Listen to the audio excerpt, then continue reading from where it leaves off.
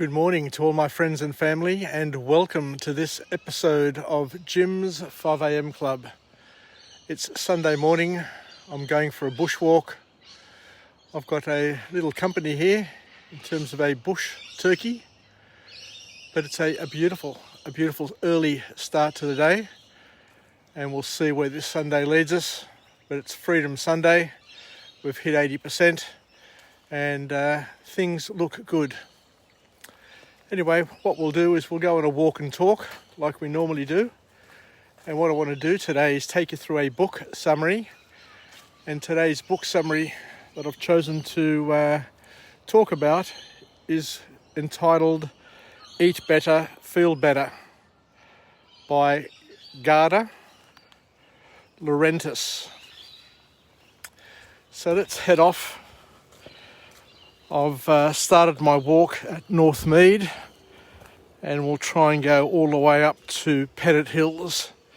So for the next couple of hours, I'm going to pump out a few book summaries, a few 5am clubs. So join me for this journey of discovery where we can learn something new, be partners in each other's growth and development, and highlight the beauty of suburban Sydney, especially this time of year, springtime. We've had a bit of rain, the river or the creeks are running, and it's just a beautiful, absolutely beautiful time of year. Anyway, let's kick off with the book summary. And the author, Garda, I guess kicks off by quoting one of the ancient Greek philosophers, where she says, everything in moderation. We can do whatever we want, eat whatever we want, do whatever we want, experience whatever we want, but the proviso should be that it needs to be balanced and, most importantly, in moderation. So our relationship with food is extremely important to each and every one of us, because it directly and significantly influences our well-being, and hence by influencing our well-being infuses and impacts every aspect of our life, either directly or indirectly. So what we choose to eat is extremely important, because we also need to understand that our eating habits have evolved over time, as did society evolve. So the way we eat today in 2021 is an evolved way of eating, especially these days, with Uber Eats, with the pandemic, it's with supermarkets. A lot of the things that we eat are processed or produced or cooked by somebody outside of our households, which is significantly different to the way my grandmother and mother may have grown up, or previous generations, where everything may have been sourced and cooked and prepared by a family member. So our eating habits, our cooking habits, a lot of the things in our lives have changed in a big way, and hence those changes are going to filter through to our health, our well-being, and everything else in our life. I'm just passing under the M2, in case you're wondering. This track passes under the M2 at Borkham Hills.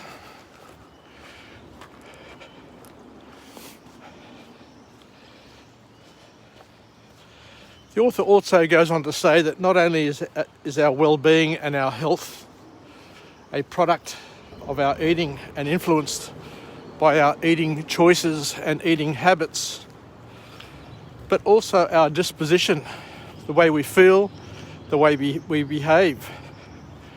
I did a book summary yesterday where we discovered that sugar and the impact on insulin and the glucose and that whole process, how it causes agitation, how it causes us to be agitated and to feel uncomfortable and hyperactive. And we often see it in children who have had a sugar hit before bedtime or late in the afternoon or at a birthday party, how out of control, how agitated they end up becoming. So what we eat, what our children eat, is important and must not be a secondary sort of thought. So the first formal point to come out of this book from this author is where the author says that when planning our meals, we need to place a priority on gut-supporting foods and to ingest items and foods that reduce our inflammation, our bodily inflammation. We all have certain allergies. We all react differently to certain foods and to certain combinations of foods. So one of the important, calls to action for each and every one of us is to monitor our food intake, to journal it, and to understand what works for us and what doesn't work for us. It's pretty simple. So what is a gut-supporting food, should you ask? The author explains it as being foods that are nutritionally dense, that are free of toxins, and don't pose a threat to our immune systems. Our immune systems have become very topical over the past couple of years. And as we've seen, COVID-19 seeks out those who have health conditions, those who have immune systems that have been compromised, and it doesn't take long for it to cause havoc within a nursing home, within a hospital environment, because it creates and causes immense inflammation of the heart, the lungs, and the key organs. So an important thing to understand is that we need to protect, manage, and enhance our immune systems, regardless of how healthy we think we are. It's something that can come and can go very, very quickly. So an important call to action to eat foods which are nutritionally dense, that help our immune systems. And in order to do this, the rule is very, very simple, and that's to center your plate, your palate, around leafy greens, vegetables, whole grains, and try to limit carb-based foods. We'll cross over the bridge here.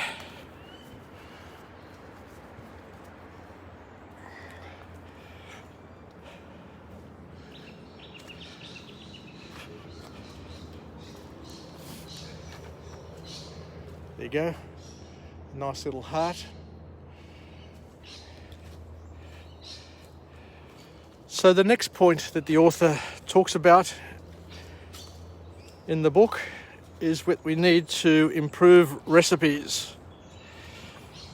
And we need to have recipes that are convenient, and to understand that food prep is important, and the way to food prep and to be effective with your food prep is to do it once a week. You don't have to cook everything from scratch every day of the week. The author suggests that there are some foods that you can prepare in advance, pre-cook, such as vegetables, and a lot of the foods that we eat have a protein component, like chicken, and you can pre-cook the chicken as well, store it in a container in the fridge. You can pre-cook your broccoli, your cauliflower, your vegetables, and just have them. You can pre-cook some brown rice if you enjoy having rice as well, lentils, or whatever you want to incorporate into your eating. You can do sweet potato, pop it in the oven. There's a whole stack of things that you can prepare and have them ready, so that every day or the night before you just place them into a container, just take them out of the other tubs, place them into a container, and you've got your food pack ready for work for the next morning for you to take for your lunch and other meals. Because the author once again reminds us that we need to know, we need to have intimate knowledge and an intimacy with the food and a relationship with the food that we eat. And you need to know what you're eating, where it was sourced from, what it's made of. Whilst we can't grow everything in our gardens, that's fair enough. Times have changed to the point where at least we can source foods from the supermarket that are organic, or as organic as possible. Pay a little bit extra, there's nothing wrong with that, because what you're paying for is you're paying for a healthy alternative that will pay significant dividends to your well-being. So don't skimp on the quality of food that you can get. Let the other people have all the cheap stuff, but when it comes to looking after yourself, you're probably better off paying a little premium and getting a massive return on nutrition. So eating fresh. I remember attending an Anthony Robbins seminar years ago, and he said that the importance of having living foods in your diet, vegetables, fruit, all of those things which are still living, even though they've been plucked off a tree. Vegetables are still living, and they're still ripening, and they're still going through change. It's a lot better to have living foods than foods out of a can or out of a plastic bag, I guess, is the key point for each and every one of us to consider. So there you go. So pre-preparing, pre-cooking your meals is one way of, I guess, sorting out your life so that you don't end up reaching for those packet of chips or driving by McDonald's and feeling as if you have to grab some McDonald's or a kebab.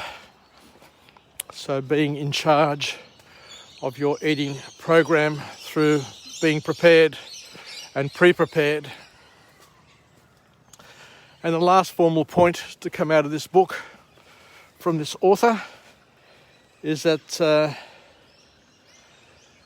there is more to a healthy lifestyle than just nutrition and eating. So doing what I'm doing today, going for walks in the bush where you get to see greenery, you get to hear the running of the water, you get to hear the birds screeching,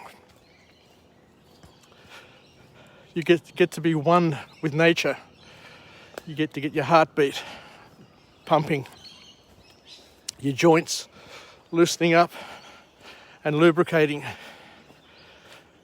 So another piece of the puzzle, according to the author, is to have a regular exercise program.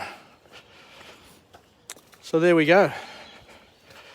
I think that'll be enough for today on this book summary, and I thank you for joining me on this episode of Jim's 5am Club, where we are walking and talking, learning, growing, developing, sharing, and being partners in each other's growth and development.